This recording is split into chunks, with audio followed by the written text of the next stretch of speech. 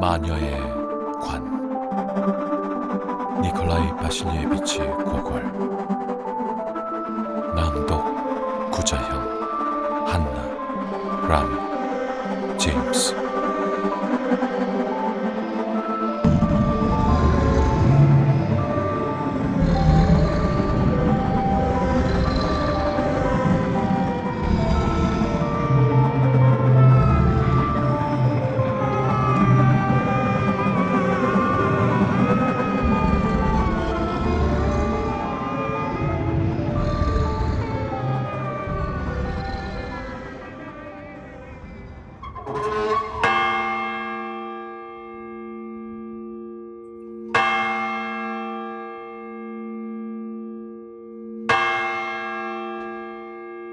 어처구니 없는 학생들.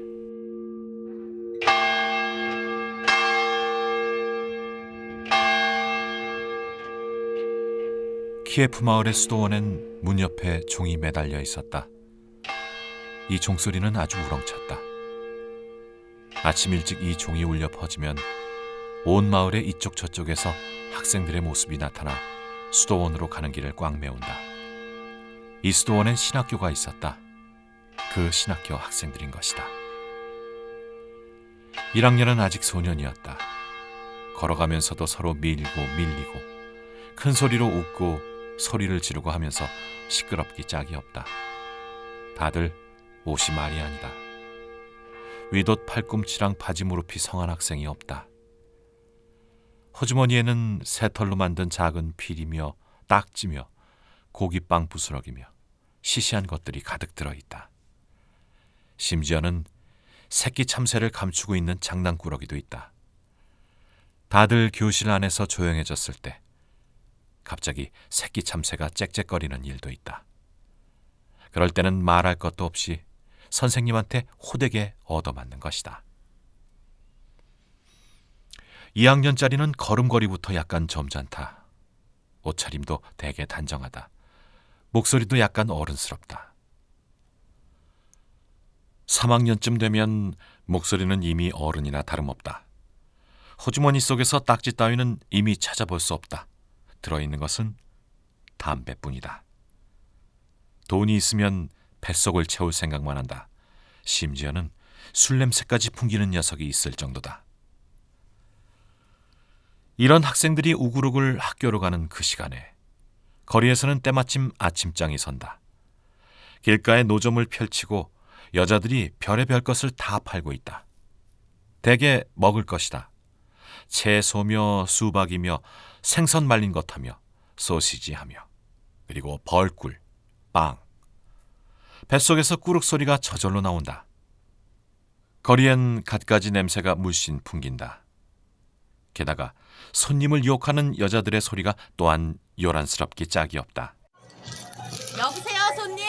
이리 오세요. 손님 하나에 사방팔방에서 유혹을 한다.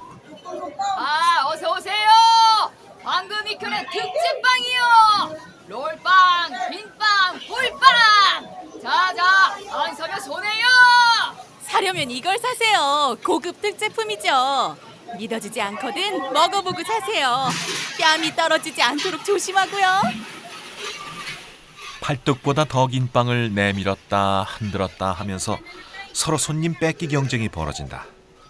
하지만 장사치 여자들도 신학교 3학년과 4학년짜리는 유혹하지 않는다. 뻔뻔스럽기 짝이 없는 이 상급생들은 까딱 잘못 불러세웠다가는 맛보는 정도로는 안 될 것이 뻔하기 때문이다.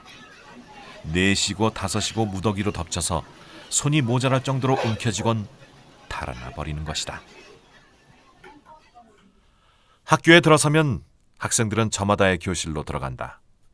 교실은 천장이 낮고 멋없이 넓기만 한 데다 창문 또한 작았으며 지저분한 책상과 의자들이 놓여있다. 학생들이 들어오면 교실 안은 온통 시끄럽기 짝이 없다. 1학년생의 시끄러운 말소리가 쨍쨍 울린다. 그런가 하면 2학년은 주제에 걸맞지 않게 어른 같은 목소리로 한사코 떠들어댄다. 시끄럽기 짝이 없는 그 광경은 어디다 비길 데가 없다. 정말이지 잠시도 조용히 있을 수는 없는 모양이다. 그래서 선생님이 좀 늦게 학교에 오는 날엔 다들 교실 안에 박혀 있지 않는다. 운동장으로 뛰쳐나가 전쟁놀이를 한다. 학급과 학급 사이의 대결이다. 때론 기숙생과 통학생 간의 싸움이 벌어질 때도 있다. 언제나 맨 처음 시작은 1학년끼리 두 편으로 갈라져서 돌격 개시를 한다. 그리고 곧이어 2학년이 나선다. 그러면 1학년은 싸움에서 쏙 물러나서 재미있다는 듯 구경을 한다. 그 다음엔 3학년이 달려나온다. 그중엔 벌써 수염이 꺼멓게 나 있는 녀석도 있다. 맨 마지막엔 늘 헐렁한 양복바지 차림의 4학년이 나오고 그래서 싸움은 끝이 나는 것이다. 4학년은 풋내기 목사격인데 그런데도 장난치는 편이 더 재미있는 모양이다. 싸움 뒤에는 다들 얼굴이 시뻘개져 아픈 손발을 문지르면서 교실로 돌아간다. 그리고 잠시 후에 선생님이 들어온다. 하지만 선생님도 그맘때는 전쟁놀이를 했을 테니 학생들의 상기된 얼굴과 씩씩거리는 숨결을 듣고 있노라면 전쟁이 얼마나 치열했느냐 하는 것을 곧 짐작하게 된다. 이 신학교는 6월이 되면 여름방학이 시작된다. 학생들은 저마다 자기 마을로 돌아가는데 그 광경이 또한 아주 볼만한 구경거리다. 키예프에서 사방으로 갈라진 길은 꾀재지한 옷차림의 학생들로 가득 찬다. 마치 피난민 무리와 같다. 같은 방향으로 가는 학생들이 그룹을 지어서 도중에 캠프를 해가면서 걸어간다. 등에는 다들 보찜을 짊어졌다. 보찜 속에는 속옷 따위가 들어있다. 상급생일수록 구두쇠여서 4학년들은 장화 밑바닥이 닳을까봐 맨발로 걸어간다.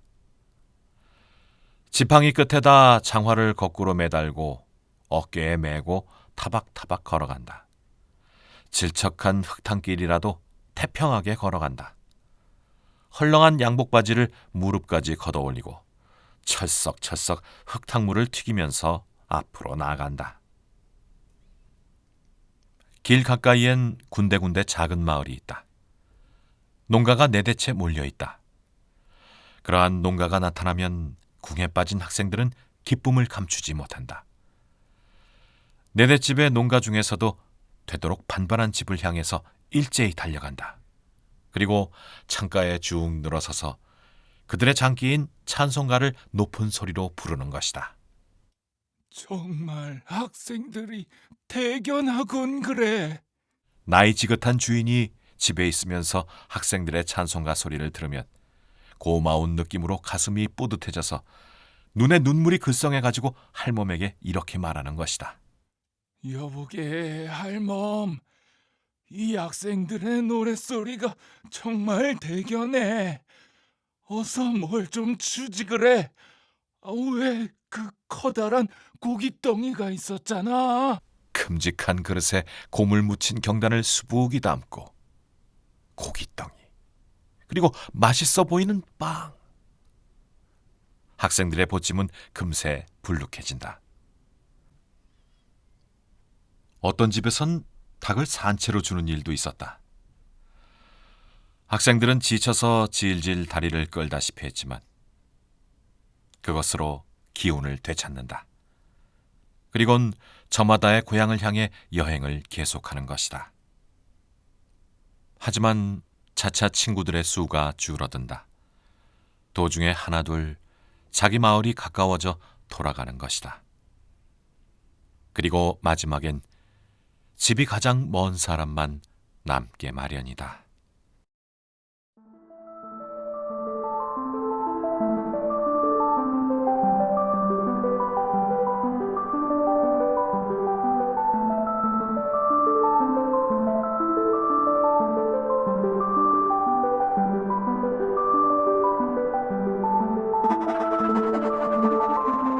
마녀의 관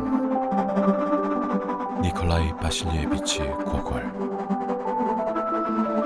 낭독 구자현 정택 세영 플래시 조경아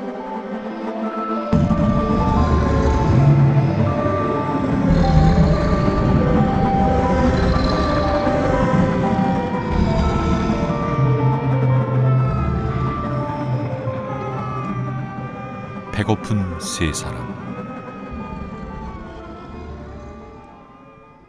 이 여행에서 맨 마지막으로 세 사람이 남게 됐다. 세 사람은 큰 길에서 오솔길로 접어들었다. 그들의 진보다리는 빈털터리가 됐는데도 길을 따라가면서는 집이 한 채도 없었다. 어디든 가까운 곳에서 작은 마을을 찾아내지 못하면 먹을 것을 얻을 수 없다. 세 사람의 뱃속에서는 꼬르륵 소리가 들려온다. 이들 세 학생은 4학년생 하리아와 그리고 3학년생 브루트, 2학년생 고로베이치였다. 하리아와는 키가 크고 어깨가 떡 벌어져 얼른 보기에 꽤 믿음직스러워 보였다. 그런데 이 학생에겐 이상한 버릇이 있었다. 그 중에 한 가지는 손이 닿는 곳에 있는 것은 무엇이든 훔치지 않고는 못 빼기는 참으로 곤란한 버릇이었다. 그리고 또 한 가지는 술에 취하면 세상이 귀찮게 여겨져서 풀숲에 숨어버리는 버릇이었다. 학교에서 이 녀석의 모습이 보이지 않아 야단법석을 친 적이 여러 번 있다. 그리고 성격이 우울했다. 3학년생 브루트는 태평스런 학생이었다. 몸을 놀리는 것을 제일 싫어하고 파이프에 담배를 피워물고 누워서 뒹구는 것을 가장 좋아한다. 그런 주제에 술을 약간만 마셔도 남에게 아코디언을 치게 하곤 정신없이 춤을 추는 것이다. 게으름뱅이였기 때문에 교실에선 곧잘 선생님에게 혼쭐이 나곤 한다. 하지만 회초리로 아무리 심하게 맞았어도 언제 맞았냐는 식으로 태연하기 짝이 없다. 아주 체념이 빠른 학생이었다. 또 한 사람 고로베이치는 술을 마시거나 담배를 피우거나 하는 일은 아직 모른다. 턱수염도 아직 나지 않고 어딘지 모르게 어린 티가 있었다. 하지만 장난꾸러기로서는 언제나 두목격이었다. 이마엔 늘 혹을 붙이고 어슬렁어슬렁 교실에 들어서곤 했다. 상급생인 하리아와와 브루트는 늘 이 아이를 귀여워하고 있었다. 그리고 짓궂게 구는 일이랑 뻔뻔스럽게 구는 방법을 가르쳐주곤 했다. 하필 세 사람이 큰 길에서 오솔길로 접어들었을 때에는 이미 해가 지기 시작한 때였다. 이제 방금 해가 넘어간 직후라서 공기는 아직 따스했다. 하리아와와 브루트는 파이프를 입에 문 채 말없이 걸어가고 있었다. 고로베이치는 길가의 꽃 따위를 지팡이로 때리면서 걸어간다. 고로베이치만은 아무런 근심 걱정도 없는 듯했다.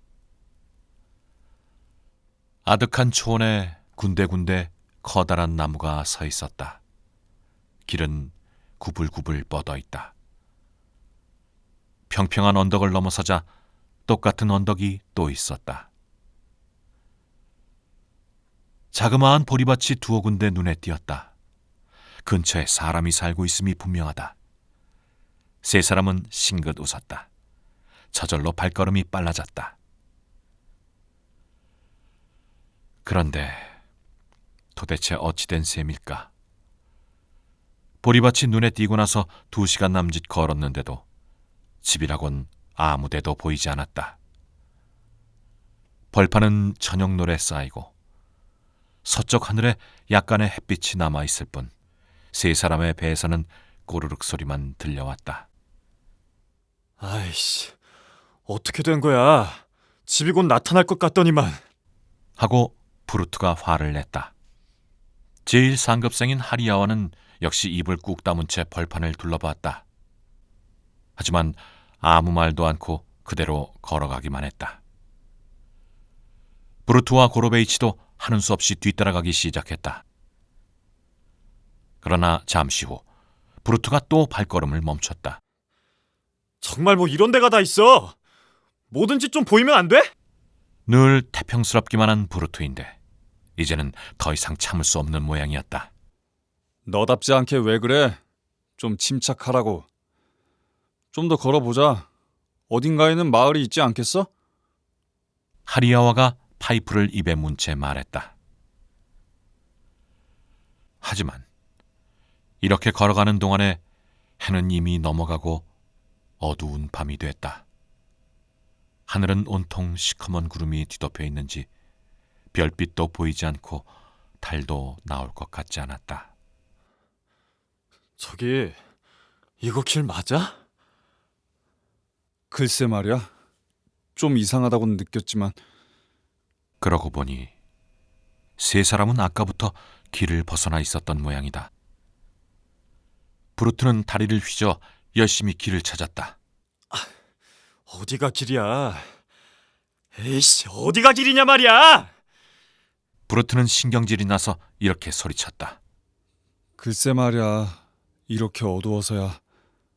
하리야와가 이렇게 중얼거렸다.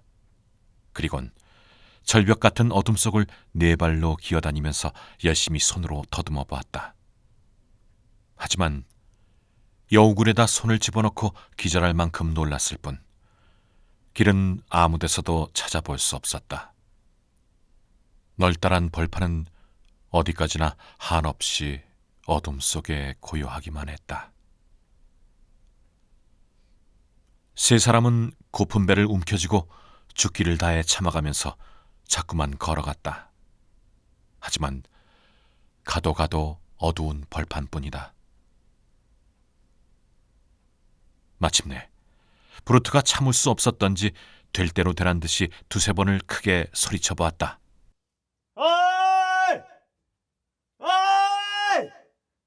사람의 소리는 아무 데서도 들려오지 않았다. 사람 소리는커녕 외쳐도 그 목소리는 어둠 속에 빨려든 채 메아리조차 돌아오지 않았다. 그보다도 늑대 소리인지 지저대는 소리가 멀리서 들려왔다. 어쩌면 좋지? 브루트가 겁에 질린 소리로 말했다. 이 근처에서 캠핑을 하자. 하리야와가 이렇게 말하면서 파이프에 불을 붙였다. 그건 안 돼! 천하태평인 브루트지만 늑대만은 무서워서 견딜 수 없었다. 뱃가죽이 등가죽에 붙을 지경인데 개새끼 마냥 풀밭에 뒹굴며 잠을 청할 수는 없다고. 민가가 나타날지도 몰라. 그럼 보드카 한 잔쯤 먹여줄 거 아니야. 브루트가 술 얘기를 꺼내는 바람에 하리야와는 그만 군침이 꼴깍 넘어갔다. 하기야 뭐 억지로 들판에서 잠을 잘 것 같진 없지. 세 사람은 또다시 터벅터벅 발걸음을 옮겼다. 어느 정도 길을 걸어갔을 때였다. 아니? 고로베이치가 놀라면서 멈춰섰다. 어디선가 개 짖는 소리가 들리는 것 같아. 귀를 기울이자 분명 개 짖는 소리가 들렸다. 세 사람은 그 소리의 방향을 알아냈다. 그러자 갑자기 힘이 솟아났다. 거의 뛰다시피 하면서 걸어갔다. 얼마나 갔을까? 저만큼 자그마한 불빛이 가물가물 보였다. 마을이다! 마을이야! 브루트가 크게 소리쳤다. 정말 마을이 나타났다. 잠시 후 어둠 속으로부터 집 두 채가 보였다. 창문에서는 불빛이 새어나오고 울타리 옆에는 복숭아 나무가 여러 그루 서 있었다. 세 사람은 문틈으로 집안을 살펴보았다. 뜰에는 집마차도 한 대 놓여 있었다. 때마침 하늘엔 별이 하나둘 보이기 시작했다. 야, 쓸데없는 소리 하지 마. 무슨 일이 있어도 오늘 밤은 꼭 이 집에서 자야 한다고. 하리야와가 상급생답게 이렇게 말했다. 세 사람은 드디어 문을 두드렸다. 그리곤 입을 모아 외쳤다. 문 좀 열어주십시오! 문 좀 열어주십시오! 한 집에서 문 여는 소리가 들렸다. 양가죽 외투를 입은 할멈이 문께로 나왔다.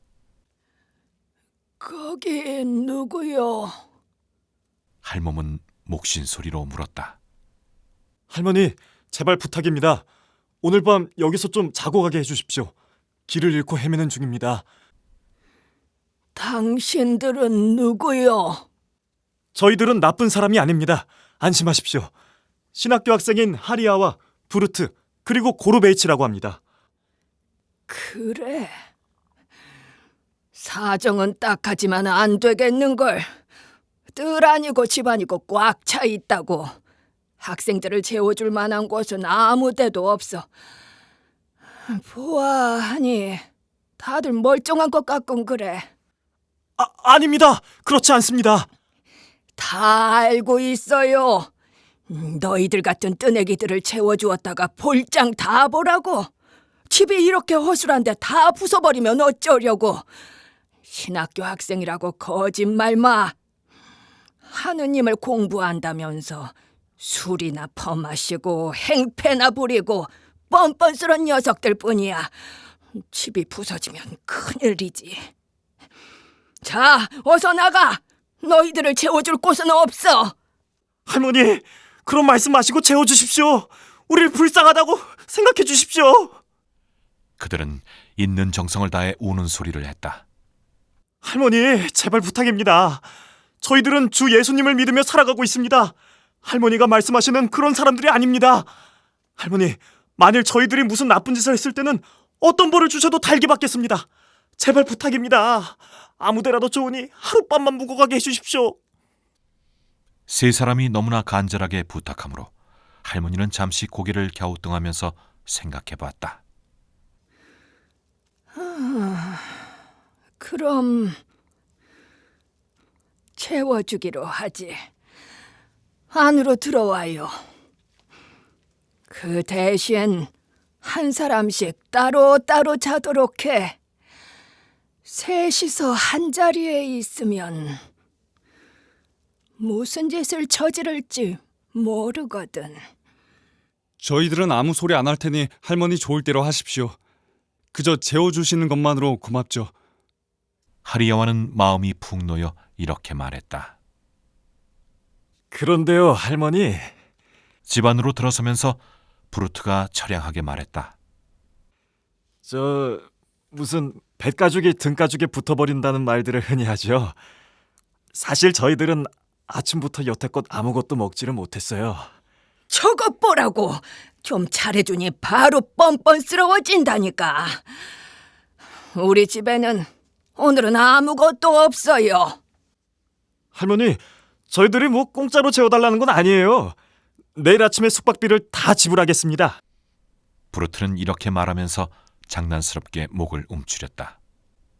누가 돈을 지불할 줄 알고? 마치 이렇게 말하듯이. 너희들이 돈을 가지고 있다니 누가 그걸 믿는단 말이냐. 괜히 시덥지 않은 소리 말고 어서 이리 들어와.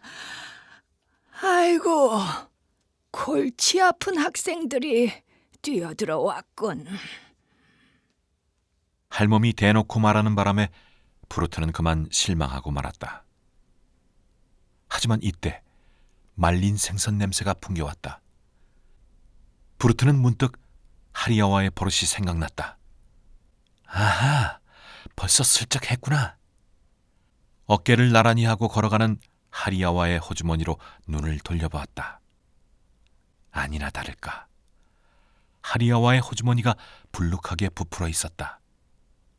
그리고 꽤 큼직한 생선 꼬리가 삐져나와 있었다. 하리야와는 어두운 뜰에 놓여있던 집마차에서 그걸 슬쩍 한 것이다. 뿐만 아니라 지금 그는 마른 생선 훔친 일은 까맣게 잊고 그 밖에 또 무언가 슬쩍할 수 있는 것이 없을까 해서 어둠 속에서 눈을 두리번거리고 있었던 것이다. 그 꼴을 본 브루트는 하리야와의 호주머니에서 살그머니 생선 말린 것을 꺼냈다. 그들은 따로따로 헤어져서 들어갔다. 하리야와는 창고 속으로 들어가게 되고 브루트는 양우리로 들어가게 됐다. 두 군데가 모두 텅텅 비어 있었다. 제일 나이 어린 고로베이치만은 집 안으로 들어가게 되었다.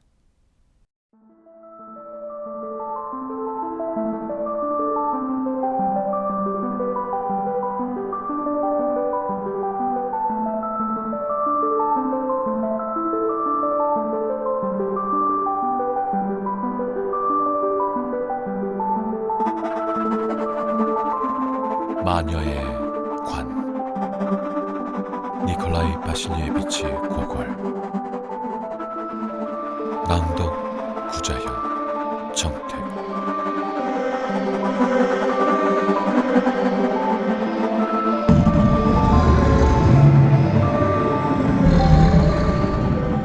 마녀가 아닐까?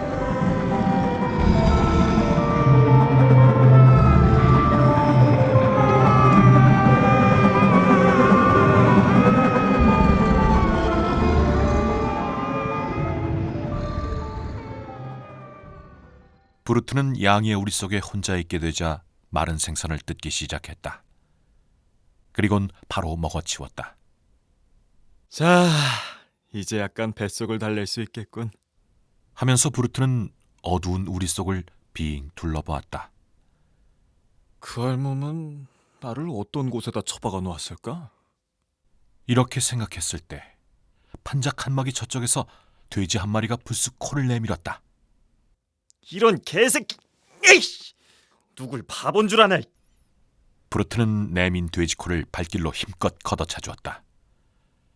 그리곤 한잠 잘 생각으로 바닥에 모로 쓰러져 누웠다. 그때 삐거덕 소리와 함께 입구의 문이 열렸다. 아까 그 할멈이 들어왔다. 아니, 할머니, 무슨 볼일이라도 있나요? 브루트는 벌떡 일어났다. 할멈은 아무런 대답도 하지 않았다. 뿐만 아니라 앞으로 몸을 구부정한 채 두 팔을 벌리고 브루트에게로 다가오는 것이었다. 이상한 짓을 한 할머니군. 브루트는 좀 징그러운 생각이 들어서 약간 뒤로 물러났다. 그러나 할멈은 두 팔을 벌린 채 어둠 속에서 자꾸만 다가오는 것이었다. 할머니, 무슨 일이에요? 브루트는 큰 소리로 말했다. 할멈은 여전히 대답이 없다. 바로 옆에까지 와서 브루트를 붙잡으려고 했다. 브루트는 문득 무서운 생각이 들었다. 할멈의 눈이 번쩍 빛났다. 브루트는 저도 모르게 소리를 질렀다. 아이고 할머니, 그 눈이 왜 그래요? 저리 가요! 저리 가라고요! 하지만 할멈은 아무 말도 하지 않았다. 그리곤 브루트에게로 덥석 달려들더니 브루트의 양쪽 팔을 꽉 잡았다. 브루트는 있는 힘을 다해 할멈을 떼내 팽개쳤다. 그리곤 벌떡 일어나 달아나려 했다. 하지만 어느 틈엔가 할멈이 문을 가로막고 서서 금방 달려들 기세로 눈을 희번덕거리면서 브루트를 노려보고 있었다. 브루트는 어떻게든 도망가야겠다고 생각했지만 어찌된 셈인지 손과 발이 전혀 말을 듣지 않았다. 소리를 지르려 했지만 숨이 목에 막혀 입을 움직일 수가 없었다. 심장의 고동만이 뚝딱뚝딱 울릴 뿐이었다. 이런 모습을 보고 있던 할멈은 쏜살같이 브루트에게로 달려들어 두 팔을 잡아서 팔짱을 끼웠다. 그리곤 마치 고양이처럼 잽싸게 브루트 등에 올라타고 손에 들고 있던 빗자루로 브루트의 옆구리를 호되게 갈겼다. 그러자 브루트는 말처럼 한번 껑충 뛰어오르더니 할멈을 어깨에 올려놓은 채 다가닥 달려가는 것이 아닌가. 도대체 이게 무슨 일이란 말인가? 잠시 후 브루트는 겨우 자신이 하는 짓을 깨닫고 발걸음을 멈추려 했지만 어찌된 셈인지 발이 혼자서 저절로 통통 튕기면서 멈춰지지 않았다. 기막힌 속도로 쌩쌩 바람을 차면서 달려가는 것이다. 이제는 할멈의 집에서도 멀리 떨어진 곳에까지 오고 말았다. 널따란 벌판은 끝없이 펼쳐져 있고 오른쪽엔 시커먼 나무숲이 뻗어 있었다. 이 할머니는 아마 마귀 할멈인가 봐. 하늘에는 가느다란 초승달이 걸려 있어서 희미하게 땅 위를 비쳤다. 들판도, 언덕도, 골짜기도, 숲도, 모든 것이 고요히 잠들어 있었다. 바람은 차고 공기는 축축하고 훈훈했다. 그리고 군데군데 우거져 있는 나무들이 펑퍼짐한 언덕에 검은 그림자를 던졌다. 브루트는 무서운 생각도 있고 기분이 좋아졌다. 너무도 기분이 좋아서 마치 가슴속이 녹아버리는 느낌이 들었다. 이때 문득 시선을 아래로 보낸 브루트는 깜짝 놀랐다. 여태까지 풀밭 위를 풀을 밟으면서 달리고 있는 줄로만 알았는데 자기의 몸은 땅 위 훨씬 높다란 곳에 있었다. 아니, 넓은 호수 위를 날고 있었다. 샘물처럼 맑은 물이 한없이 퍼져 있었다. 그리고 물속에는 아름다운 벌판이 있었다. 할몸을 어깨 위에 올려놓은 자기의 그림자가 그 물속에 비쳤다. 물속은 밝았다. 마치 태양빛이 비쳐있는 듯했다. 그리고 잔대꽃이 흔들흔들하면서 교회의 종이 울리듯 딩동댕 소리가 들리는 것만 같았다. 꿈 같은데? 이런 생각을 했을 때 물속의 커다란 풀잎 그늘에서 물의 요정이 나타나는 것을 보았다. 그것은 하얀 빛으로 희미하게 번쩍이며 몸을 비틀면서 헤엄을 쳤다. 물의 요정은 문득 브루트 쪽으로 얼굴을 돌렸다. 반짝이는 눈이 별보다도 맑게 빛났다. 그리고 브루트의 가슴을 파고드는 아름다운 목소리로 노래를 불렀다. 요정은 물속에서 차차 떠오르더니 물 위로 나타났다. 그리고 또다시 깊숙이 가라앉았다. 그러는 도중에 빙그르르 공중제비를 돌기도 했다. 날씬한 몸매가 은빛으로 빛났다. 자잘한 물보라가 구슬처럼 반짝이면서 요정의 몸을 휘감았다. 물의 요정은 생긋이 웃었다. 그 얼굴이 비길 데 없이 상냥스럽고 아름다웠다. 브루트는 꿈이 아닌가 하고 여러 번 생각했다. 자기 눈으로 보고 있다고는 해도 믿어지지 않았다. 저건 정말 요정일까? 도대체 무엇이란 말인가? 저 노랫소리는 또 무엇이란 말인가? 가슴을 파고드는 저 노랫소리 말이다. 이게 도대체 어찌된 셈일까? 브루트는 맹렬한 기세로 하늘을 달리고 있었다. 달리면서 아래를 내려다보니 신기해서 견딜 수가 없었다. 땀이 줄줄 떨어졌다. 말할 수 없이 기분이 좋았다. 몸이 녹아버릴 것만 같았다. 이미 가슴이 없어져 버린 느낌이 들어서 슬며시 가슴에 손을 대보았다. 이상한걸. 정말 이상한걸. 브루트는 저도 모르게 기도와 앵마기 주문을 입속으로 되냈다. 그러자 갑자기 몸이 꿋꿋해졌다. 날아가듯 달리고 있었는데 어찌된 셈인지 속도가 느려졌다. 어깨를 붙잡고 있는 할멈의 손에 힘이 빠져갔다. 순간 발이 땅에 닿았다. 이상한 호수는 온데간데 없이 사라지고 브루트는 땅 위에 내려서 있었다. 하늘엔 처음이나 다름없이 가느다란 초승달이 반짝이고 있었다. 옳지, 됐다! 브루트는 생각했다. 그리고는 다음에는 소리를 입 밖으로 내서 앵마기 주문을 외우기 시작했다. 그리곤 할멈을 어깨에서 흔들어 떨쳐버리고 이번엔 브루트 자신이 할멈의 등에 올라탔다. 할멈은 굉장한 속도로 달리기 시작했다. 땅이 자꾸만 뒤로 흘러가는 것 같았다. 브루트는 어지러웠다. 이봐! 멈추라고! 멈춰! 브루트는 강제로 할멈을 멈추게 했다. 땅에 떨어져 있는 막대를 주워서 할멈을 힘껏 때렸다. 부글부글 화가 치밀어서 견딜 수가 없었다. 할멈은 아픈지 소리를 질렀다. 마치 짐승 소리 같았다. 화가 나서 물어뜯을 듯이 웅얼거린다.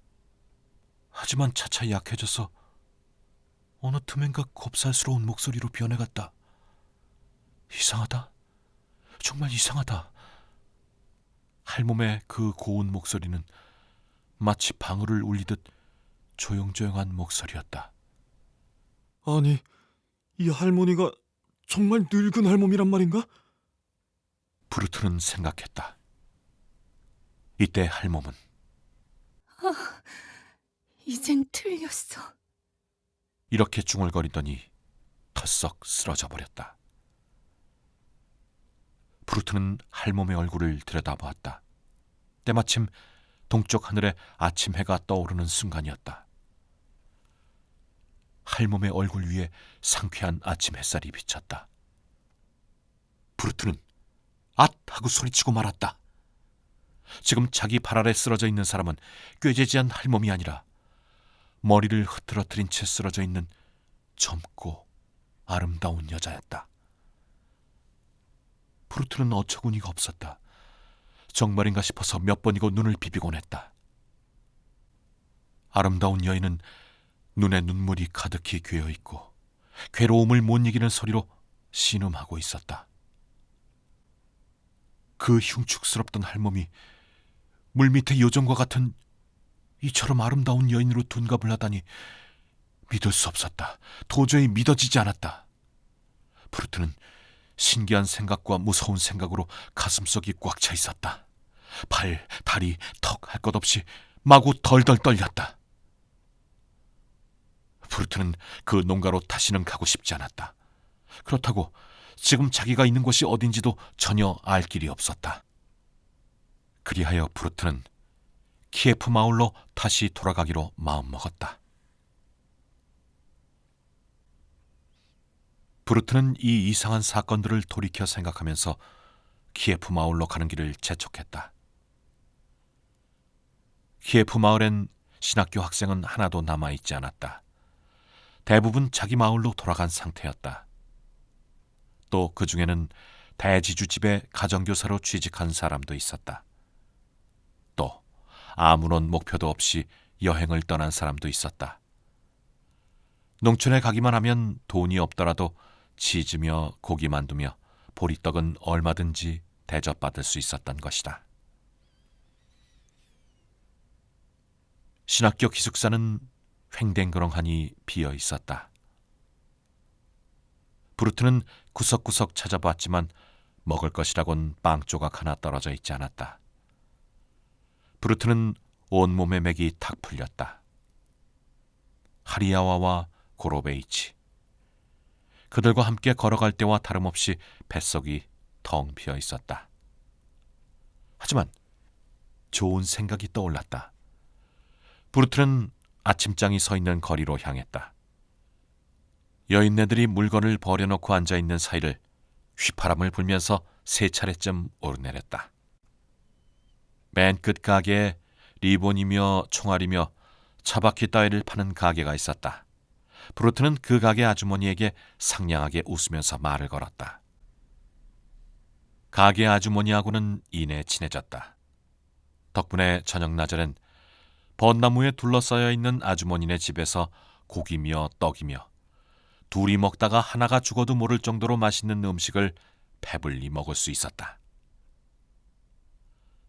그리곤 선술집에서 술을 한 잔 들이켜고는 괴상한 꿈과 같았던 지난밤의 그 끔찍스러운 일을 말끔히 잊어버리고 말았다.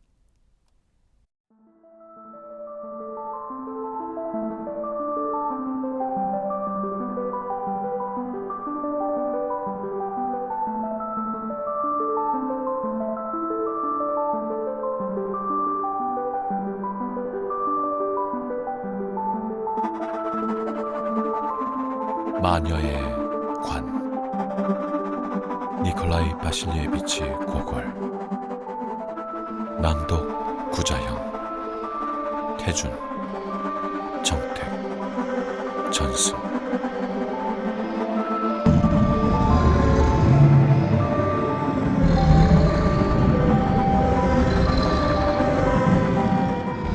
골짜기의 집.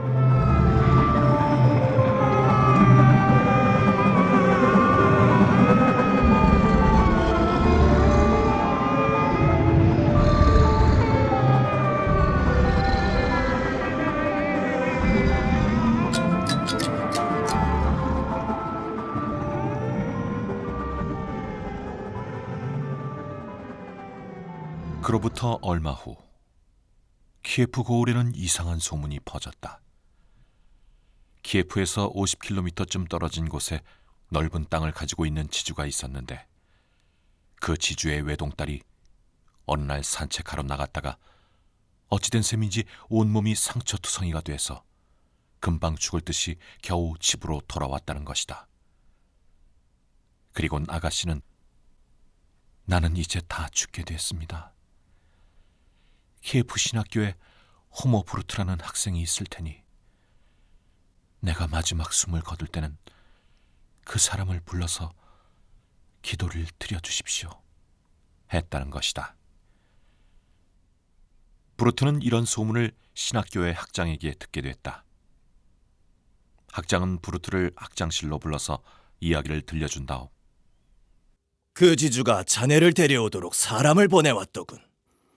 타고 갈 마차도 준비되어 있으니 곧 출발하도록 하게. 하고 말했다. 브루트는 이 이야기를 들었을 때 도대체 어떻게 내 이름을 알고 있지?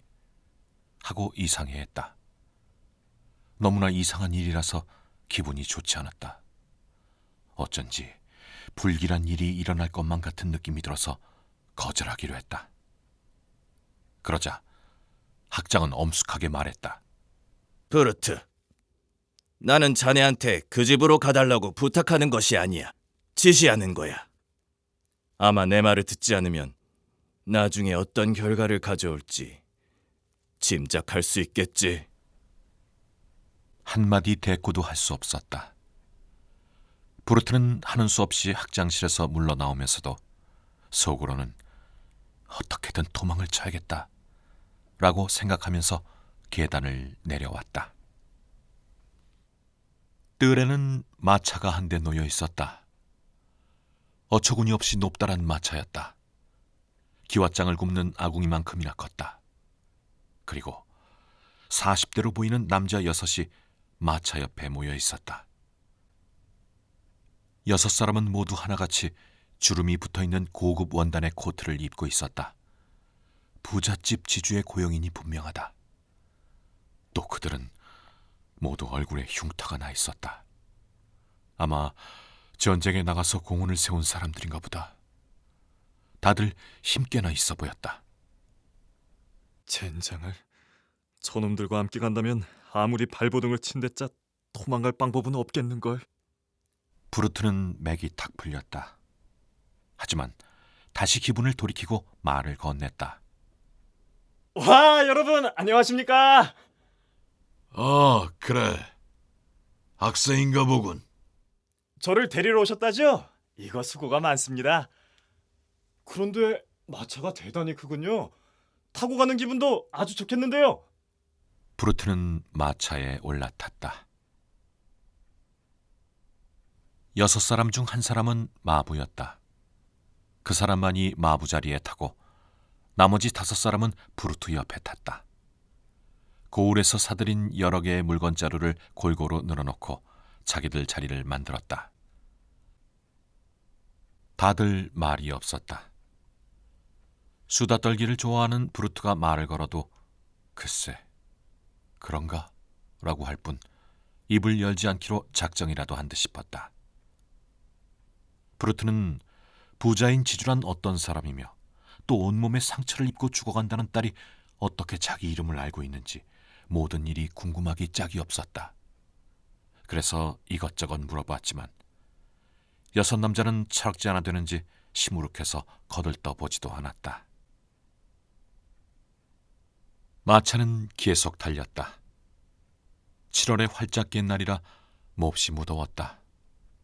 한낮쯤에서 큰 길가에 있는 작은 술집 앞에 당도했다. 그들은 마차를 세우고 술집으로 들어갔다. 브루트도 함께 따라 들어갔다. 남자들은 독한 술을 벌떡벌떡 마시고는 형편없이 취해서 녹아떨어졌다. 브루트는 지금이야말로 달아날 기회다 라고 생각했다. 하지만 갈 수가 없었다. 브루트는 탁자에서 일어서려 했지만 그 역시 취해서 다리가 전혀 말을 듣지 않았다. 마치 다른 사람의 다리 같았다. 눈앞이 빙글빙글 돌아가고 여기도 저기도 모두 입구처럼 보여서 어디가 진짜 입구인지 분간할 수가 없었다. 눈을 비비면 비빌수록 그 많아 보이는 입구가 모두 빙글빙글 흔들리는 것이었다. 마침내 저녁 때가 되자 6 사나이는 겨우 정신을 차리고 비틀비틀하면서 마차 위로 기어 올라갔다. 그리고 마차가 달리기 시작하자 소리치면서 알 수 없는 노래를 불렀다.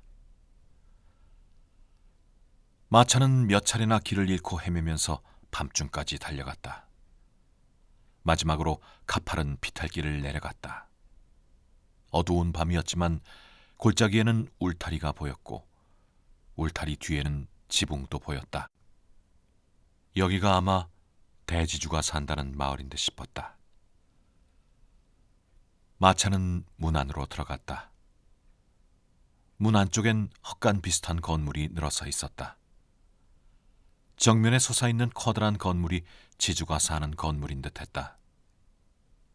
6 사나이는 헛간 앞에서 마차를 멈추고 안으로 들어가 버렸다.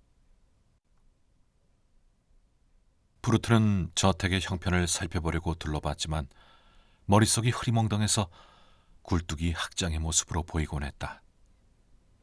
그래서 단념하고 헛간으로 들어가 벌렁 드러눕자 그대로 잠들어 버리고 말았다. 다음 날 아침 잠에서 깨보니 저택 안이 어쩐지 웅성웅성했다. 남자 하인 여자 하인 할 것 없이 모두 바쁜 걸음으로 왔다 갔다 했다. 나이 먹은 여자들은 울고 있었다. 알고 보니 이 집 외동딸이 죽었다는 것이다. 브루트는 헛간에서 나와 주위를 둘러보았다. 지주가 사는 건물은 어둠 속에서 보았을 때와는 달리 지붕이 낮은 집이었다. 문 앞에는 커다란 배나무가 무성했고 이 집 안채 뒤에는 창고가 여러 개 있었다. 문 밖에는 풍차 오두막이 2개 있었다. 저택 뒤로는 온통 과수원이었다. 브루트가 있는 장소에서 다른 집은 보이지 않았지만 이 마을은 산 중턱에 있는 것 같았다. 북쪽엔 커다란 산이 솟아있고 산마루턱이 하늘가에 또렷하게 드러나 보인다. 군데군데 빨간 진흙이 드러나 있어서 어쩐지 처량한 느낌이 들었다. 그런 산마루턱에서 한 가닥의 길이 빙글빙글 산허리를 돌아서 마을에 통해 있다. 브루트는 간밤의 여행을 생각해 보았다. 그처럼 덩치가 커다란 마차로 이런 가파른 비탈길을 잘도 내려왔구나 싶었다. 그리고 6 사나이가 형편없이 취해 있었는데 굴러 떨어지지도 않고 용케 내려왔구나 싶었다. 브루트는 울타리 밖에 작은 오솔길이 풀에 파묻혀 있는 것을 보았다. 옳지, 됐군. 브루트는 속으로 생각했다. 산책하는 채하고 붓속에 파묻혀서 들판으로 달아나야겠다는 생각을 하고 보니 잠시도 머뭇거릴 수가 없었다. 다짜고짜 오솔길로 뛰어들었다. 그러자 뒤에서 억센 손이 브루트의 어깨를 잡았다. 깜짝 놀라 돌아보니 그는 어제 6 사나이 중에 한 사람이었다. 달아나려 해도 그렇게는 안 될걸, 학생. 여긴 말이지. 걸어서 달아날 수 있는 곳이 못 된다고. 그보다도 자네를 불러온 주인님이나 만나보라고. 기다리고 계셔. 난 뭐 달아날 생각 같은 건 없어요. 잠깐 산책을 했을 뿐이죠. 그럼 주인이 계신 곳으로 가봅시다. 브루트는 꽤 나이가 들어 보이는 그 사나이를 따라갔다. 안채에 깊숙이 있는 방에서 이 집 주인은 탁자에 앉아 있었다. 외동딸을 잃은 슬픔을 감출 길이 없는 듯 풀이 죽어 있었다. 사나이와 브루트는 문 앞에 서서 공손히 절을 했다. 자네는 누구며 어디서 왔나? 주인이 물었다. 키예프의 신학교 학생 호모 브루트입니다. 자네 아버님의 이름은 뭐지? 전 아버지를 모릅니다. 그럼 어머님은? 어머니도 모릅니다. 어떤 사람이며 또 언제까지 살아계셨는지 전혀 모릅니다. 주인은 놀라운 듯 부르트의 얼굴을 바라보았다. 그리곤 몹시 슬픈 표정을 지었다. 자네는 내 딸과 어떻게 알게 되었지? 아닙니다. 전 따님을 만나본 적도 없습니다. 훌륭한 집안의 따님과 사귄 일은 한 번도 없습니다. 그렇다면 내 딸이 어떻게 자네 이름을 알고 기도를 해달라고 했을까? 글쎄요, 저는 전혀 아는 바가 없습니다. 부르트는 어깨를 움츠렸다. 자네, 거짓말을 하는 것은 아니겠지? 천만의 말씀입니다. 제가 거짓말을 했다면 어떤 벌이라도 달게 받겠습니다. 딸의 목숨이 조금만 더 길었더라면. 정말 유감스럽군. 그렇게도 자네의 기도를 듣고 싶어 했는데 그만 내 딸은 숨을 거두었다네. 아마 자네는 세상 사람의 존경을 받을 만큼 늘 하느님의 뜻을 잘 받드는 신학생이었던 모양이군. 아마 틀림없이 그랬을 거야. 부르트는 깜짝 놀라서 눈을 크게 뜨고는 지주를 바라보았다. 제가 하느님의 뜻을 잘 받들다뇨? 당치도 않습니다. 저는 불량 학생인걸요.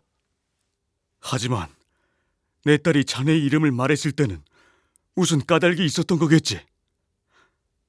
아무튼 오늘부터 사흘 동안 내 죽은 딸을 위해 기도를 드려주게. 부르트는 난처하기 짝이 없었다. 성경의 한 페이지라도 착실히 공부했다면 어떻게 해보겠지만요. 저는 성실하지 못한 데다 목소리도 형편없습니다. 그런데 어떻게 이런 훌륭한 댁의 따님을 위해 기도를 드린단 말씀입니까? 그건 절대 할 수 없습니다. 아무렴은 어떤가? 나는 다만 딸의 유언을 들어주고 싶을 뿐이네. 알겠나? 그러니 사흘간만 내 딸을 위해 기도를 해주게. 사례는 후하게 하겠네. 만약 내 말을 듣지 않는다면 절대 용서하지 않겠네. 지주는 딱 잘라 말했다. 부르트는 말문이 막히고 말았다. 자, 나를 따라오게.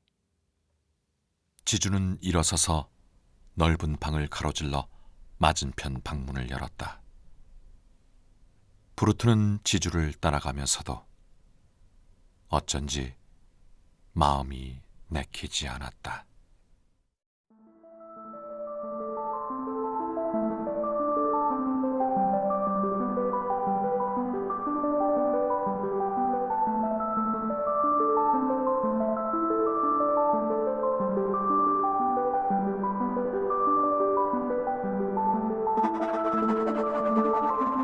마녀의 관 니콜라이 바실리에비치 고골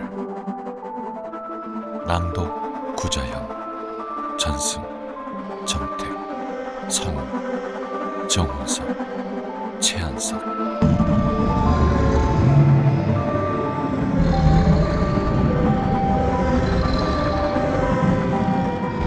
그 마녀다.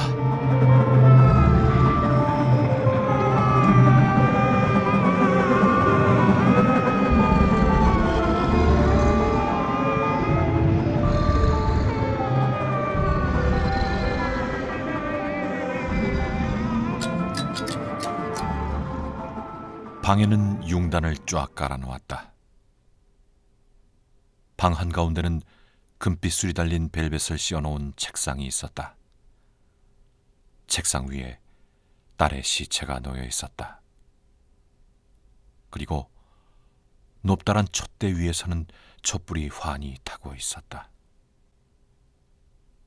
지주는 시체의 머리맡에 서서 얼굴을 들여다보며 마치 시체와 이야기라도 하듯이 말을 걸었다.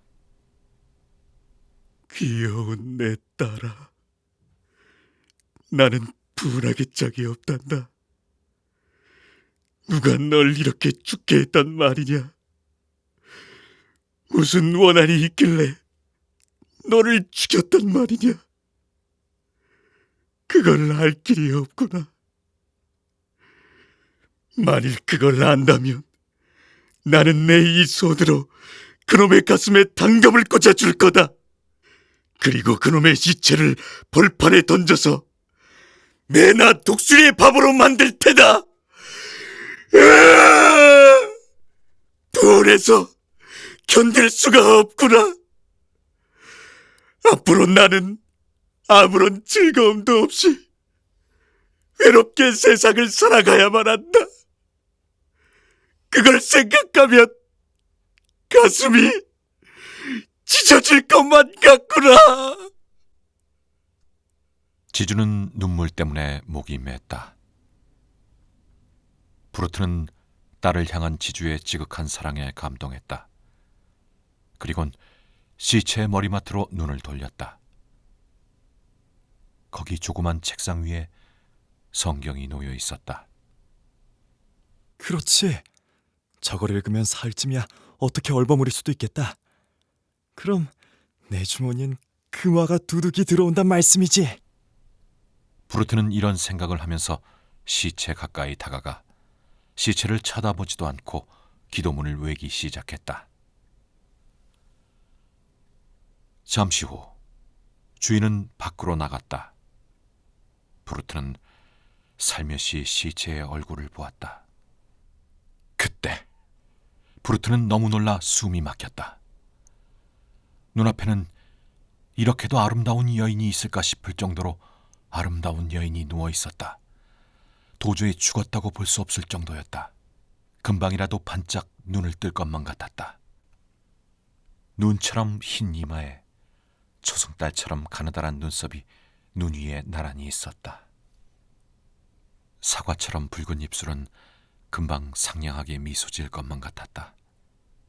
하지만 브루트는 어쩐지 가슴이 철렁했다. 무서운 느낌이 들었다. 어디서 본 듯해서 빤히 쳐다보았다.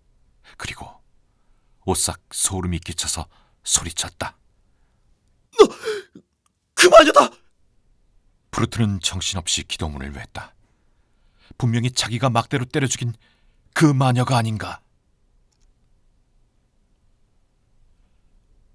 그날 저녁 나절이 되자 시체는 교회로 운반됐다. 검은 천에 쌓인 관을 네 사나이가 짊어졌다. 지주가 앞장서서 가고 브루트는 관 옆을 따라갔다. 마을 끝엔 낡은 교회가 있었다. 교회 속은 왠지 휑하니 음산해 보였다. 그리스도상 앞에는 촛불이 켜져 있었다. 관은 제단 정면에 놓여졌다. 지주는 딸의 이마에 마지막 작별의 입맞춤을 하고 나서 브루트에게 말했다. 저녁 식사가 끝나거든 자넨 다시 이리로 와서 기도해주게. 브루트는 일단 저택으로 돌아왔다.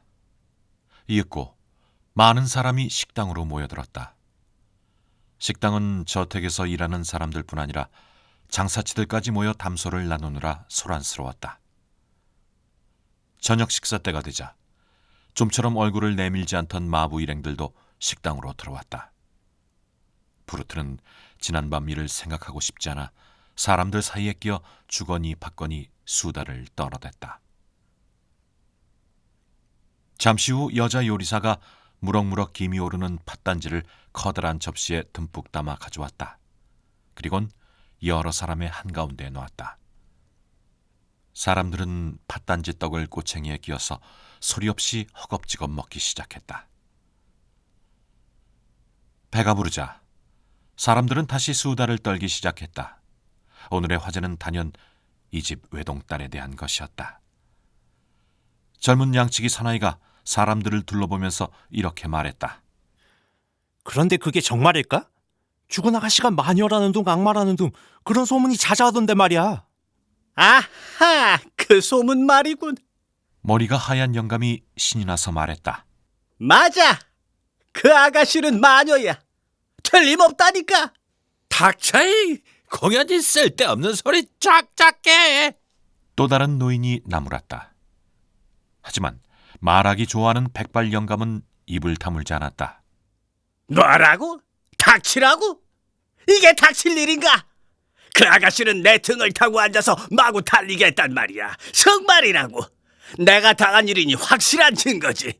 그야말로 눈알이 빙글빙글 돌 정도로 빨리 달렸다고.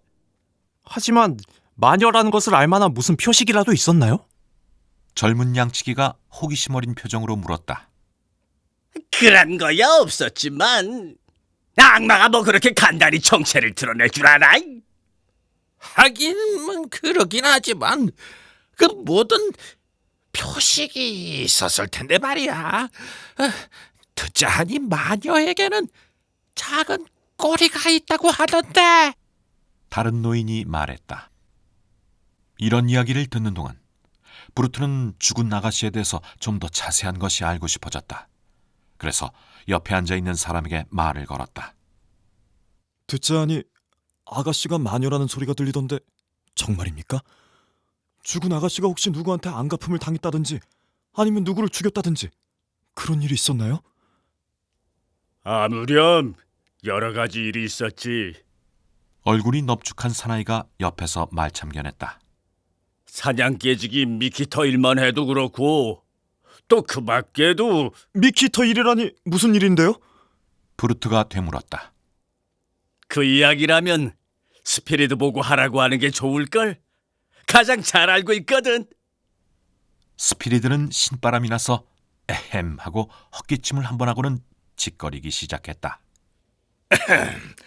학생, 자네는 미키터를 잘 모르겠지만 그 녀석은 좀 특이한 녀석이었지. 그 녀석은 네 집의 어떤 개라도 자기 아들 일처럼 잘 알고 있단 말이야. 휘파람을 불면서 개를 몰며 말을 달리는데 어찌나 빠른지 번개가 따로 없다네.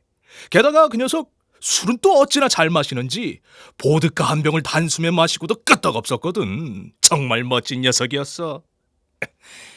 그런데 말이야, 그 아가씨가 눈독을 들였단 말이야.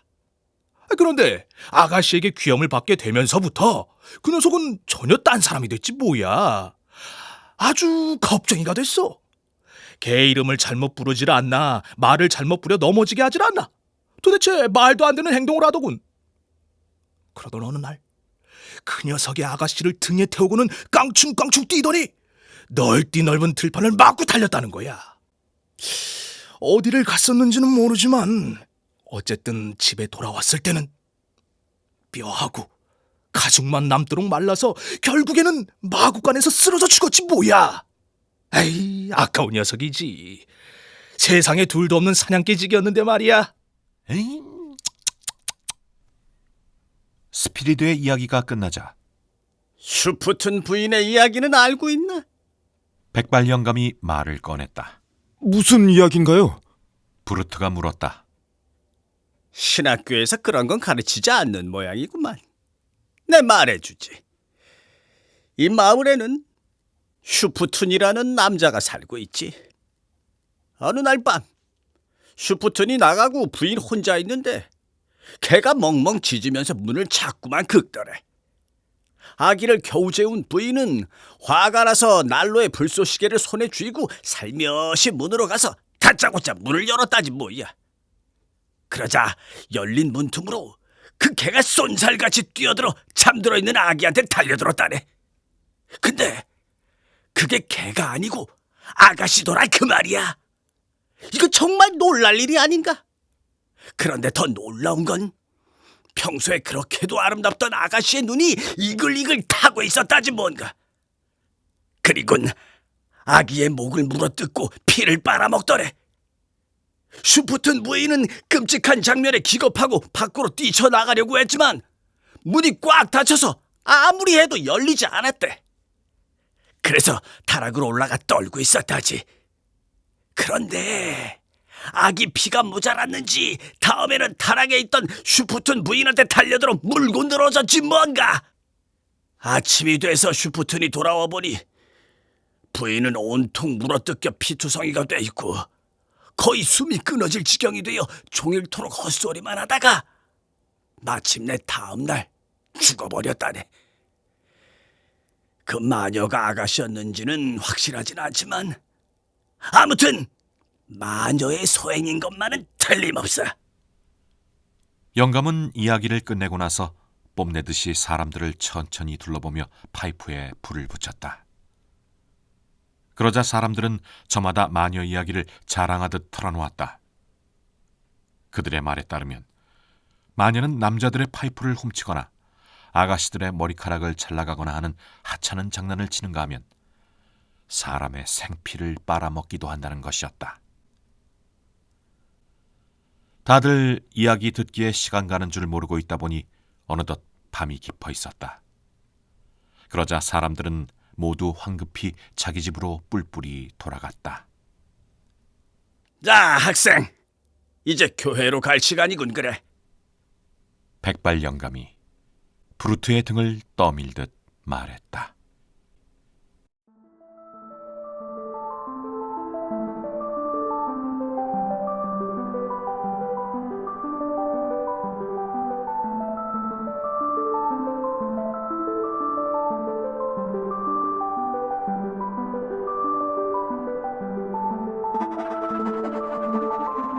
마녀의 관. 니콜라이 바실리에비치 고골. 낭독 구자형, 정택, 정웅석.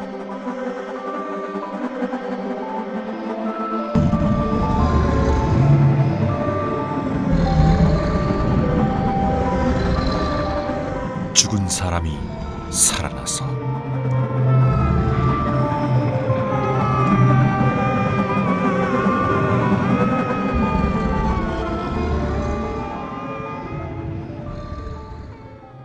브루트는 백발 영감님 일행을 뒤따라 교회로 향했다. 용기를 북돋으려고 보드카를 한 컵 가득히 마시고 오긴 했지만 교회가 가까워지면서 점점 무서운 생각이 들었다. 캄캄한 어둠 속에 교회의 창문으로 희미한 불빛이 새나오고 있었다. 사람들에게 들은 마녀 이야기가 자꾸 떠올라 다리가 후들후들 떨렸다. 교회 뒤에는 나무 한 그루 없는 벌판이 넓게 펼쳐져 있었다. 브루트와 세 사람은 가파른 돌층계에 올라서서 의심연스런 교회 안으로 들어갔다. 세 사람은 브루트만 교회 안에 남겨두고 다들 돌아가 버렸다. 제단엔 검은 관이 놓여 있고 촛불이 켜 있었다. 까짓것 하나도 무섭지 않아. 겁낼 것 없어. 기도문만 외고 있으면 시체고 괴물이고 내 곁으로 오지 못할걸? 브루트는 가슴을 툭툭 치면서 성경이 놓여 있는 선반 앞으로 다가갔다. 그곳엔 초가 잔뜩 놓여 있었다. 이거 초가 정말 많은걸? 이 초에 모두 불을 붙여서 켜놓으면 좀 낫겠다. 브루트는 사방에 촛불을 켜놓았다. 그러자 교회 안은 대낮처럼 밝아졌다. 브루트는 용기를 내 관 옆으로 다가가서 시체의 얼굴을 물끄러미 바라보았다. 어쩌면 이렇게도 아름답단 말인가? 브루트는 눈을 크게 뜨고 황홀한 표정으로 죽은 아가씨를 바라보았다. 다시 성경을 보려고 했지만 아무래도 아름다운 아가씨의 얼굴에서 눈을 뗄 수가 없었다. 정말이지 소름이 끼칠 정도로 아름다운 얼굴이었다. 아가씨는 죽은 것 같지 않았다. 단지 잠들어 있는 듯 보였다. 마치 살아있는 것 같군. 순간 브루트는 움찔했다. 시체의 오른쪽 눈에서 눈물이 흘러나오는 것을 보았기 때문이었다. 그런데 자세히 보니 그것은 눈물이 아닌 핏방울이었다. 브루트는 기겁을 하고 선반에 성경을 펼쳐들고 있는 힘을 다해 큰 소리로 읽기 시작했다. 하나도 무섭지 않아. 기도문만 외고 있으면 끄떡없어. 죽은 사람이 일어날 리는 없으니까. 마음속으로 이렇게 외치면서 성경을 읽었다. 마음이 조금 진정되자 호기심에 슬며시 관 쪽으로 눈을 돌렸다. 어디 일어나 보라지. 아우, 혹시 벌써 일어나서 나를 노려보고 있는 건 아닌가? 주인은 쥐죽은 듯이 조용하게 말했다. 만일 시체가 당장이라도 일어나면 어쩌지? 브루트는 두려움에 몸을 떨었지만 관은 꼼짝하지 않았다. 고요한 교회 안의 적막함 속에서 오직 촛농이 떨어지는 소리만 간간히 들렸다. 만약에 시체가 일어난다면... 브루트는 자꾸 불길한 생각이 들었다.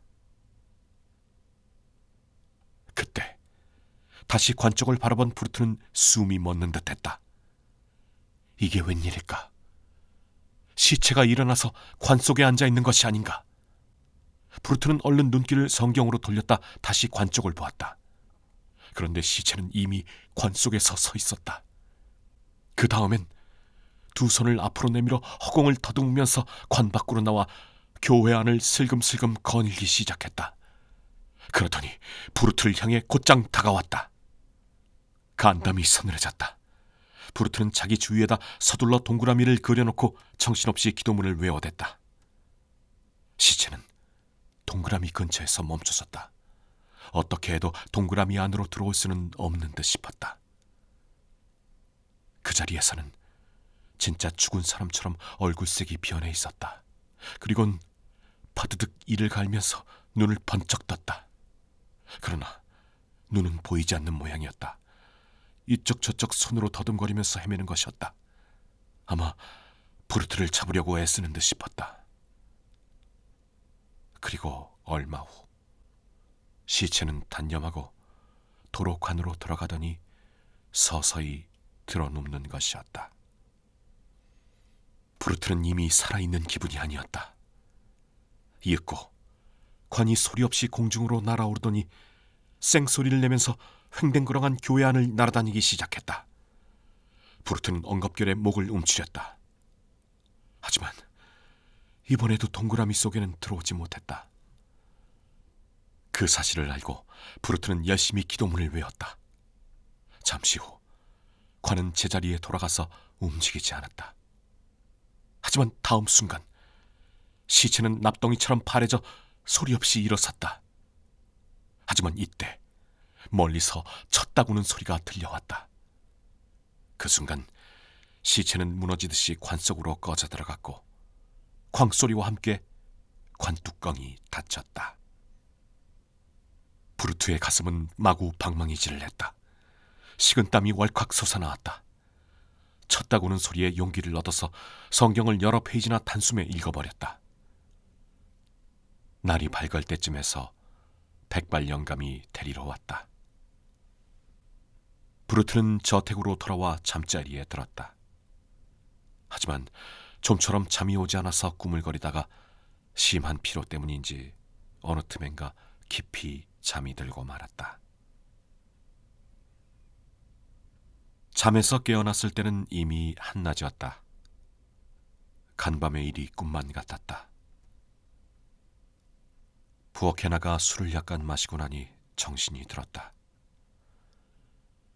돼지고기 요리 2사람분을 거뜬히 먹어치웠다. 브루트는 배만 부르면 만족해서 곧 기분이 좋아지는 성격이었다. 그래서 흐뭇한 기분으로 파이프에 담배를 피워물고 누워 있었다. 하지만 간밤의 일에 대해서는 누구에게도 말하지 않았다. 뱃속이 약간 안정되자 브루트는 저택 밖으로 나와서 어슬렁어슬렁 산책을 했다. 마을 처녀와 이야기도 나누면서 아주 즐겁게 지냈다. 하지만 차차 해가 기울기 시작하면서부터는 기분이 우울해지기 시작했다. 저녁 식사 전에 온 저택의 남녀가 부엌에 모여서 또 수다를 떨었다. 브루트는 어쩐지 그 속에 끼어들 기분이 나지 않았다. 왠지 모르게 좋지 않은 생각이 머릿속에서 계속 사라지지 않았다. 저녁 식사가 끝나자 백발 영감님이 일어서면서 브루트에게 말했다. 학생, 시간이 다 됐는걸. 그럼 슬슬 가볼까? 브루트는 어제와 다름없이 교회로 갔다. 그리고 혼자 남겨진 채 밖에서 자물쇠가 걸렸다. 모든 것이 지난밤과 똑같았다. 이 세상에 괴물이 있을 까닭이 없다고 브루트는 자기 자신에게 타일렀다. 그리고 성경이 놓여있는 선반 앞으로 가서 동그라미를 그려놓고 성경을 펼쳐 열심히 읽기 시작했다. 기도 이외엔 절대로 다른 생각을 하지 말자고 속으로 다짐하면서. 1시간쯤 지나자 약간 피로했다. 잠깐 쉴 생각으로 흘끗 관 쪽으로 눈을 돌렸다. 순간 브루트는 자지러졌다. 시체가 동그라미 가장자리에 서 있었다. 푸른 눈을 띤 빛으로 브루트를 노려보고 있는 것이 아닌가. 브루트는 온몸에 핏기가 가시는 느낌이었다. 그래도 열심히 성경을 읽었다. 그러자 시체는 어젯밤처럼 바드득 이를 갈면서 브루트를 붙잡으려고 두 팔을 휘저었다. 이윽고 목신 소리로 신음소리를 냈다. 무슨 뜻인지는 모르겠지만 아마 저주하는 말인 듯했다. 시체의 저주. 브루트는 오싹 소름이 끼쳤다. 이때 교회 밖에선 바람소리가 이어라냈다. 수많은 새들이 날아온 듯 날갯소리가 들렸다. 박박 긁는 소리. 괴물떼가 교회 안으로 들어오려고 우글거리고 있는 것이다. 브루트는 아무것도 생각할 여지가 없었다. 식은땀을 줄줄 흘리면서 기도문만 외울 따름이었다. 몇 시간이나 그러고 있었는지 문득 멀리서 뭔가 외치는 소리가 들려왔다. 그 소리는 쳤다구는 소리였다. 브루트는 저절로 한숨이 나왔다. 하지만 몹시 피로해져서 겨우 서 있을 정도였다. 이윽고 브루트를 데리러 온 사나이들은 다 죽어가는 브루트를 보았다. 벽에 기대서 괴로운 듯이 헐떡이고 있었다. 그의 머리털은 하룻밤새 백발이 되어 있었다.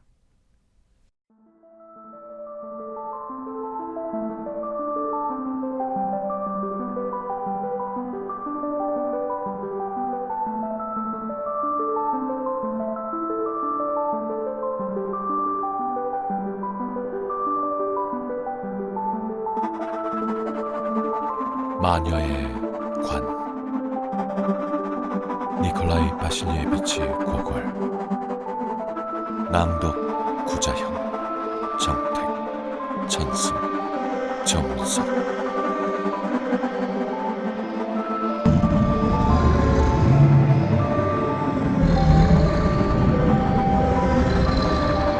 괴물의 죽음.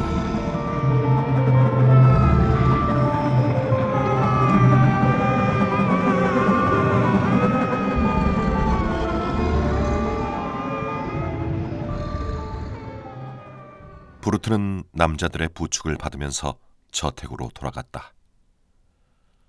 술을 한 잔 먹여주는 바람에 얼마간 힘이 생겼지만 또 하룻밤을 관 옆에서 지낼 용기는 아예 없었다. 이제 그만 오늘로 참아달라고 해야지. 오늘이라도 키예프로 가자. 브루트는 이렇게 결심하고 주인을 만나러 갔다. 주인은 자기 방에 틀어박혀 있었다. 뺨이 홀쭉하게 빠졌다. 아마 슬픔을 이기지 못해 아무것도 먹지 않은 모양이다. 브루트가 입구에서 인사를 하자 그래, 매일 밤 수고하네 하면서 고개를 끄덕거렸다.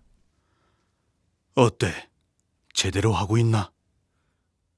예, 그럭저럭 하고는 있습니다만 괴물이 너무나 지독해서 달아날 수밖에 없습니다.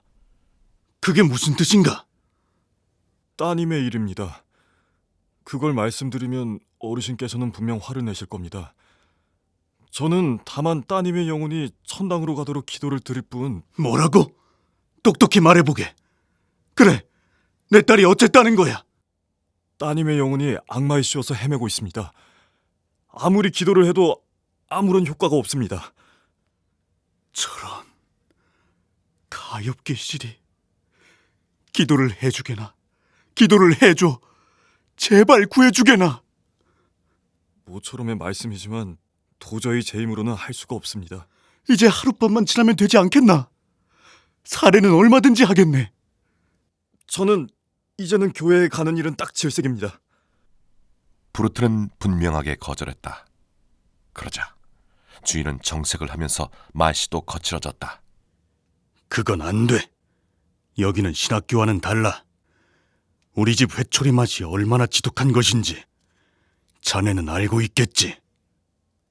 예, 알고 있습니다. 우리 집에선 기절할 때까지 때린다고. 그래, 기절하면 그 다음에는 보드카를 뿌려주고 또 때리지. 알겠나? 알았으면 교회로 가라고. 그것이 싫다면 다시는 일어나지 못하게 해줄 테니까. 브루트는 낙심천만이었다. 하지만 마음속으론 달아나자. 어떻게든 달아나자. 하고 중얼거렸다. 그리고 점심시간을 기다렸다. 저택에선 점심 식사가 끝나면 남자들은 모두 마른 풀 속으로 기어들어가 늘어지게 낮잠을 잔다. 달아나려면 그때뿐이다. 겨우 그 시간이 됐다. 다들 뜰에 누워 낮잠을 잔다. 자, 때는 이때뿐이다. 브루트는 몰래 과수원으로 빠져나갔다. 들판으로 가자면 이곳을 거쳐가는 것이 가장 좋을 듯 싶었다. 온통 풀이 우거졌을 뿐만 아니라 벚꽃나무하며 마로줌나무가 그득했다. 또 그 밖에 칡덩굴이 엉겨서 뒤덮여 있다. 그리고 들판의 중간은 풀숲으로 이어져 있다. 이제까지 아무도 그곳을 지나간 사람은 없었던 모양이다. 브루트는 숲속으로 뛰어들려 했다. 하지만 순간 가슴이 철렁했다. 마치 옷자락을 땅 위에다 못으로 박아놓기라도 한 듯 무엇인가 달라붙어버린 것이다. 브루트는 커다란 가시에 걸려있는 옷자락을 겨우 뜯어놓았다. 그 순간 벼락 같은 소리가 들렸다. 어딜 가는 거야? 어딜! 하지만 브루트는 마구 숲속을 헤치면서 나무 구루에 걸리기도 하고 두더지를 밟아 터뜨리기도 하면서 마구 달려갔다. 숲속을 빠져나가면 들판이 있다. 그 들판을 가로질러서 맞은편 나무숲으로 숨어버리면 그만이겠지. 그 나무숲을 빠져나가면 키에프로 가는 큰 길이 나올 법도 하다. 브루트는 숨을 헐떡이면서 나무숲으로 들어섰다. 옷이 갈기갈기 찢어졌다. 한 그루의 버드나무 밑에 샘물이 있었다. 맑은 물이 솟아나왔다. 브루트는 쓰러지듯 엎드려서 얼굴을 물에 대고 벌컥벌컥 들이마셨다. 이제 살 것 같다. 여기까지 왔으니 이젠 염려 없겠지? 브루트는 한숨 돌렸다. 그런데 귓전에서 사람 소리가 들렸다. 더 달아나지 않고선 곧 잡히고 말걸. 깜짝 놀라서 뒤를 돌아보니 바로 옆엔 백발 영감님이 서 있었다. 브루트는 가슴이 철렁 내려앉았다. 하지만 어쨌든 사람 좋아 보이는 영감이 싱글거리고 서 있기에 약간 마음이 놓였다. 이 영감쟁이는 쓸데없이 왜 또 나타났담? 이렇게 생각했지만 브루트는 잠자코 있었다. 그러자 백발 영감이 천천히 말했다. 학생, 어지간히 먼 길을 돌아왔군 그래. 내가 온 길로 왔더라면 좋았을 것을. 마구간 옆에서 곧장 오면 되지. 고급옷이 아주 헌옷이 되어버렸는데 아깝게도. 자, 이제 산책은 실컷 했을 테니 어서 집으로 돌아가세나. 브루트는 싫다는 소리도 못하고 하는 수 없이 백발 영감을 따라 걷기 시작했다. 저택으로 돌아오자 약간 생기가 돌았다. 창고지기에게 부탁했더니 몰래 보드카 통을 꺼내다 줬다.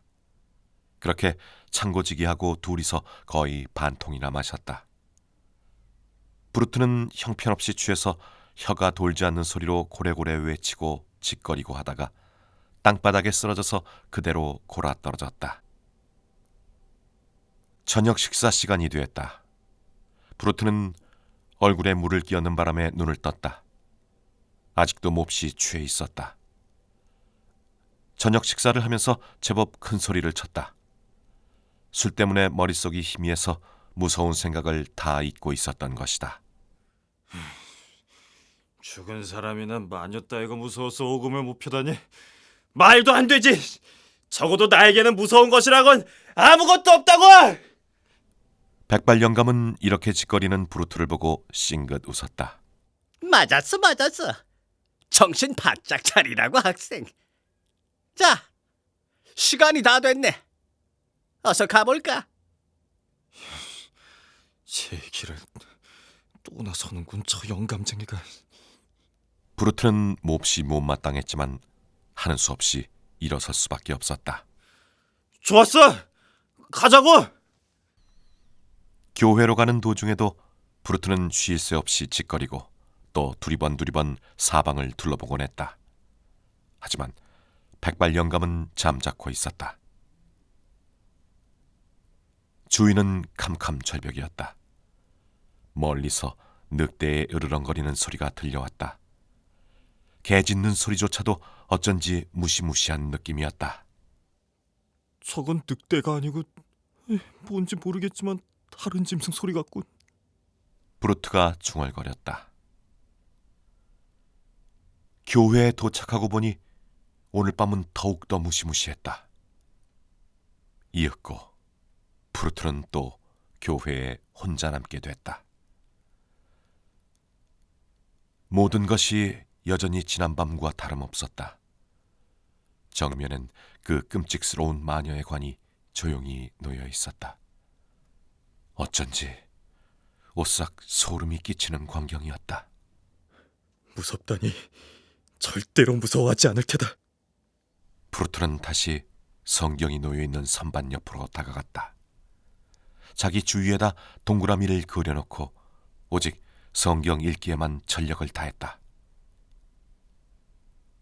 교회 안은 조용하기 짝이 없다. 촛불이 흔들거리면서 타고 있었다. 브루트는 계속 성경의 페이지를 넘겨갔다.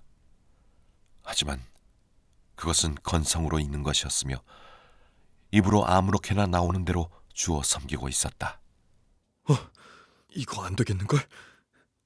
브루트는 황급히 가슴에 십자가를 긋고 찬송가를 불렀다. 그러자 마음이 약간 가라앉아서 또 성경을 읽기 시작했다. 한 페이지 한 페이지. 이렇게 페이지를 넘겨갔다. 이때 갑자기 우지직하는 소리가 들렸다. 그 소리와 함께 관의 쇠뚜껑이 열리면서 시체가 소리 없이 일어섰다. 관뚜껑이 열리는 엄청난 소리가 온통 교회 안에 울려 퍼졌다. 시체는 바드득 이를 갈면서 입술을 떨었다. 그리고 무어라 말할 수 없는 무서운 목소리로 목청을 돋우어 저주의 말을 외기 시작했다. 그러자 교회 안팎에서 쏘아하고 바람소리가 들렸다. 창문 유리가 깨지고 입구의 문짝이 와지끈 떨어져 나갔다. 그리고 야릇한 괴물들이 수없이 교회 안으로 몰려들어왔다.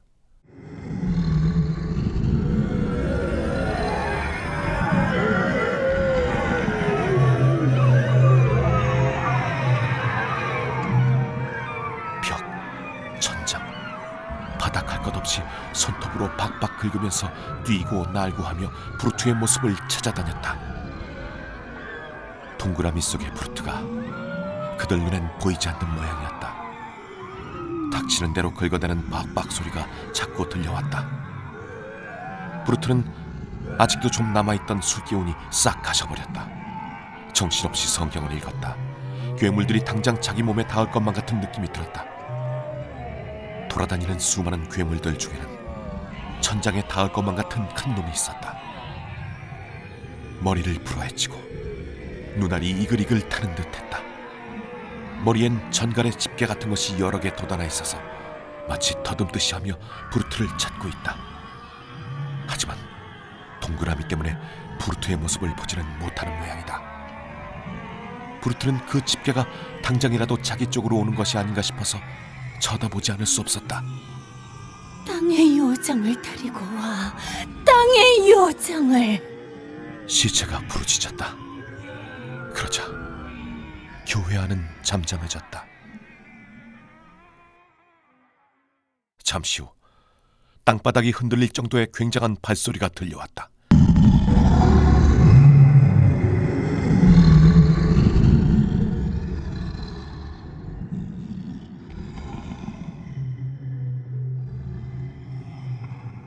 커다란 거미 같은 놈이 괴물들에게 이끌려 들어왔다.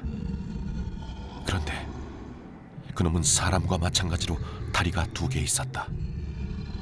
머리는 큰데다 몸집은 짤막했고 안쪽 다리가 밖으로 지독하게 굽었다. 흙투성이 손과 발은 나무 밑둥처럼 울퉁불퉁했다. 양쪽 눈꺼풀은 축 처져서 발 아래까지 늘어졌다. 마치 거미 같았다. 브루트는 흘끗 바라보고 가슴이 철렁했다. 그것은 곧장 브루트 쪽으로 다가왔다. 그리곤 마치 땅속에서 울려오는 듯한 징그러운 목소리로 커플을 위로 걷어올려 유기야. 그로 앞을 볼 수 있을 거야 하고 말했다. 괴물들은 모두 달려들어서 길게 늘어진 눈꺼풀을 들어올렸다. 기도하자. 열심히 기도하면 된다. 저 따위 놈에게 눈을 돌려선 안 돼. 브루트는 계속 기도했다. 하지만 공포심을 억누를 길이 없었다. 문득 고개를 들었다. 그러자 땅의 요정은 손톱이 날카로운 손가락으로 브루트를 가리켰다. 있어. 여기 있다. 이 말을 들은 괴물들은 사방팔방에서 브루트에게 달려들었다. 브루트는 그 길로 숨이 끊어져 쓰러지고 말았다. 쳤다구는 소리가 들려왔다. 깜짝 놀란 괴물들은 당황해서 온통 야단법석이다. 밀고 밀리고 하면서 창문과 입구로 해서 밖으로 빠져나가려고 애썼다. 하지만 어느 틈엔가 아침이 됐다. 괴물들은 힘이 빠져서 창문과 입구에 막혀버려 꼼짝할 수 없게 됐다. 때마침 목사가 들어왔다. 목사는 괴물들의 소름 끼치는 광경을 보고 깜짝 놀랐다. 이런 망측한 놈들이 교회를 더럽혀 놓았기 때문에 몹시 화가 났다. 앞으로는 여기에서 죽은 사람의 장례식을 절대로 치를 수 없지.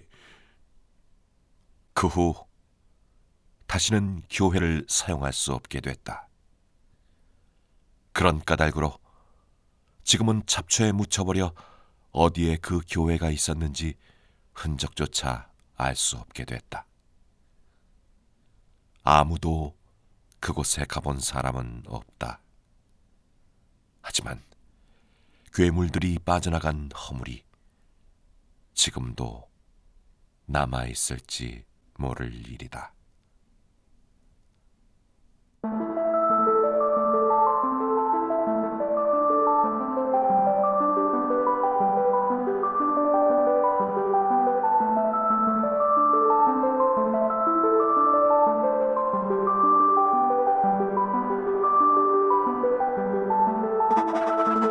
마녀의 관 니콜라이 바실리에비치 고골 낭독 구자형 정택 전승 정문석